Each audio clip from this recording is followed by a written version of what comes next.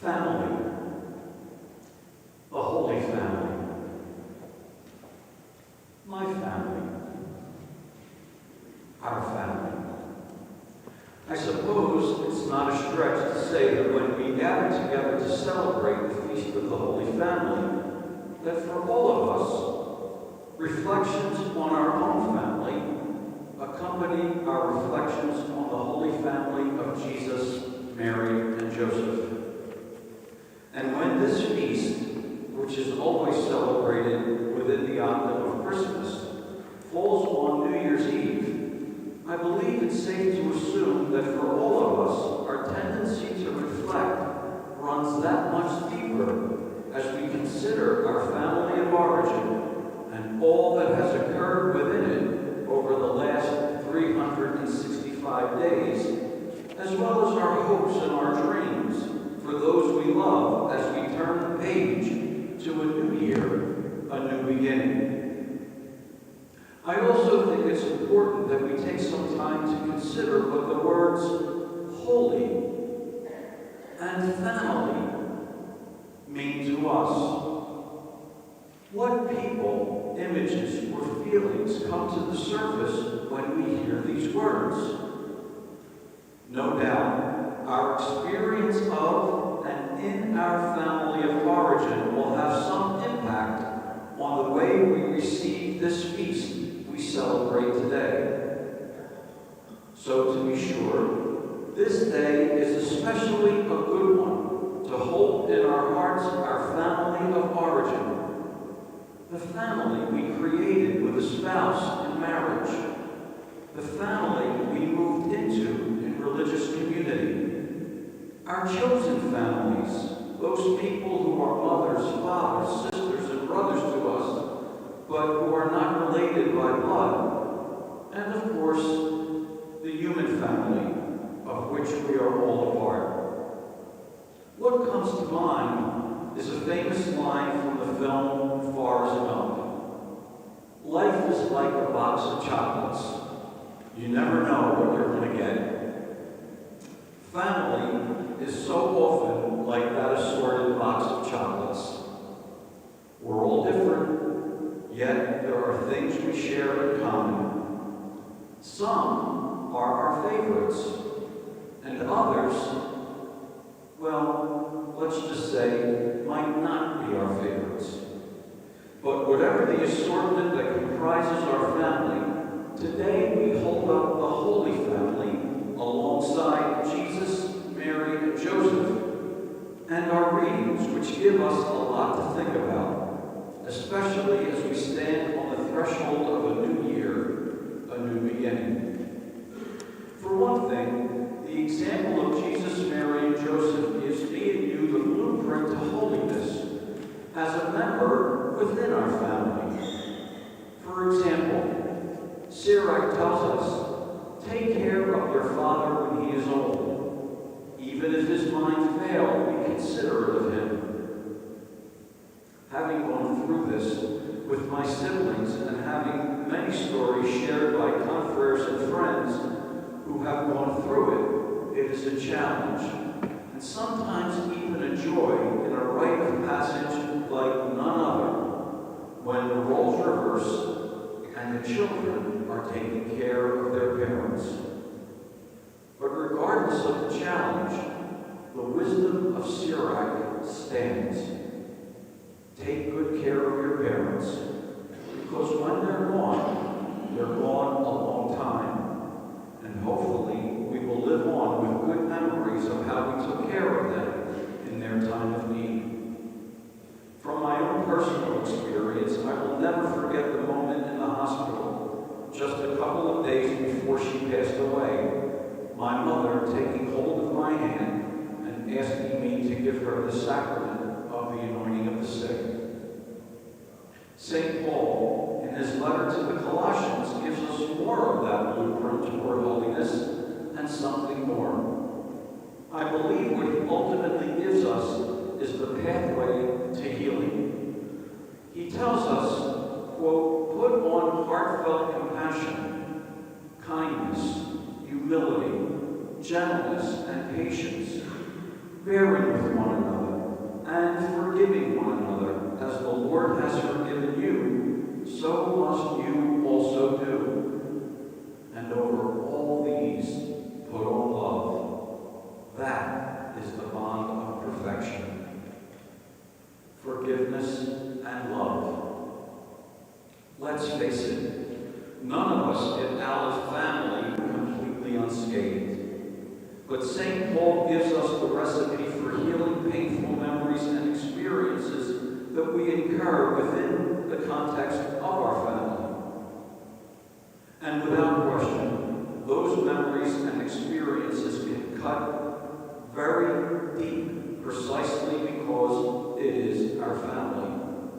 And no doubt, this recipe for holiness and healing, that is, forgiveness and love, applies to our family of origin, the family we create in marriage, and the family we join in religious community. So often as adults, one of the journeys we need to take to achieve healing and integration in our lives is to go back into the memory bank of our family of origin, to find the source of our woundedness and work from there to inform the adult self what it will take to achieve the healing we desire. A few months back, I received a phone call from someone who said, "Father John Zagarella, this is a voice from your past." Don't get a lot of phone calls like that. My first thought was, uh-oh. Well, as it turns out, this was indeed a voice from my past. It was from a dear friend in childhood, and especially adolescence, with whom I had lost touch over the years. After several decades, there I was on the phone with my old friend, Denise Stefano, who now lives in Los Angeles. She called me to tell me that she wrote a book about her life, which she entitled Out of Respect. And it was on the verge of being released. To be honest, I found myself in awe of my dear friend. You see, the book chronicles Denise's life experiences in her family as an only child, with a mother who physically and emotionally abused her. Just this week, I received a copy of that book in the mail, and it brought me to tears. It's a tough read. We, her friends, knew that Denise's mother, Ruth, was strict and even somewhat moody, but no one could have ever known what was going on inside her house. Denise was one of the funniest kids to be around. She begins her story like this. My mother tried to hijack my life. Beatings, abductions, brainwashing, torture, attempted murder, lies. These are some of the ways she tried to take my dreams away from me in my lifetime. And some 281 pages later, Denise concludes her story with these words. I could not believe that after all of this, I came out with a heart to love, not to hate. When I was violated and abused at a young age, I came to know hate in my heart. I had to forgive Ruth and the others in order to heal myself and be free of that hate. Now I can never hate anybody. And Denise's final words. God is real. In Him I found love, safety, peace, joy, and hope. I stepped out of the dark into the light. Every day, I keep God in the conversation and pray throughout my day. And today, I know love because God is love. Again, I repeat the words of St. Paul. As the Lord has forgiven you, so must you also do. And over all these, put on love. Denise's life journey to forgiveness and love leads me to the gospel. If our first two readings provide us with a composite of the priorities and qualities of the Holy Family, the account of their travels to Jerusalem to present the baby Jesus in the temple and their encounter with Simeon foreshadow a life within that Holy Family that would be anything but a walk in the park. As we know only too well, holiness does not mean a free pass on trials, tribulations, sadness, and pain. In fact, it usually means the opposite. Addressing the baby's parents, Simeon confirms this. Behold, he says, this child is destined for the fall and rise of many in Israel, and to be a sign that will be contradicted.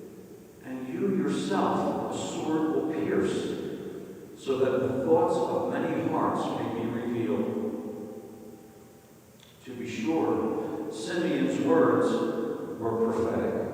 And the Holy Family we celebrate today is holy precisely because in everything, in every trial and tribulation, every joy and sadness, and even in the mundane activities of daily living, Jesus, Mary, and Joseph remained in God, completely in God, bearing with one another, forgiving one another, always putting on love. And today, on this feast, we honor them. Indeed, our life experience will nuance the way we hear the words holy and family. But on this feast of the Holy Family, we are given the blueprint by which all of our nuanced experiences can be unified as brothers and sisters in the family of Christ. As we turn the page from 2023 to 2024, let us reflect on Jesus, Mary, and Joseph.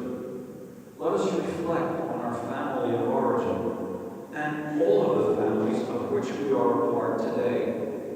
Moving into a new beginning, a new year, let us embrace the opportunity to forgive as we have been forgiven, and over all things to put on love, that the Holy Family we honor and celebrate today might inspire me and you to aspire to holiness, to heal and to be healed in this season of possibilities, this miraculous season